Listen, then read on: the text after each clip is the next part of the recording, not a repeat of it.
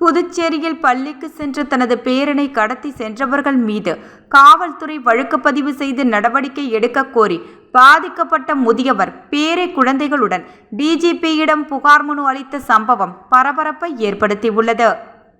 Puducherry TN பாளையம் பகுதியை சேர்ந்தவர் நிலவழகன். இவருடைய மனைவி கடந்த சில ஆண்டுகளுக்கு முன்பு இறந்துவிட்ட நிலையில் 2 மகன்கள் தந்தை நிலவழகன் மற்றும் தாத்தா கனகராஜ் பராமரிப்பில் டிஎன் பாளையம் பகுதியில் வசித்து வந்துள்ளார்.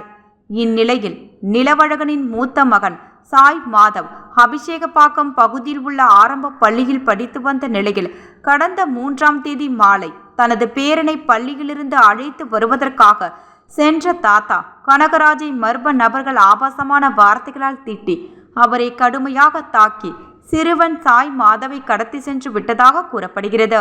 இது தொடர்பாக கனகராஜ் தவளக்குப்பம் காவல் நிலையத்தில் அளித்த புகாரின் பேரில் போலீசார் சிறுவனை அபிஷேகப்பாக்கம் பகுதியில் உள்ள ஒரு வீட்டிலிருந்து மீட்டுள்ளனர். மேலும் போலீசார் நடத்திய விசாரணையில் சிறுவனின் தாய்மாமா மற்றும் தாய்வழி உறவினர்கள் சிறுவனை வளர்ப்பதற்காக கடத்தி சென்றதாக கூறப்படுகிறது.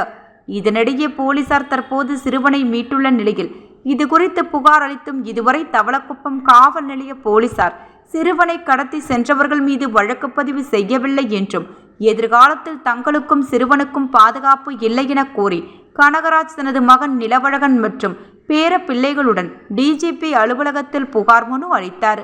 மேலும் தனது பேரனை கடத்தி சென்றவர்கள் மீது உடனடியாக வழக்கு பதிவு செய்து நடவடிக்கை எடுக்க வேண்டும் எனவும் அவர் வலியுறுத்தினார்.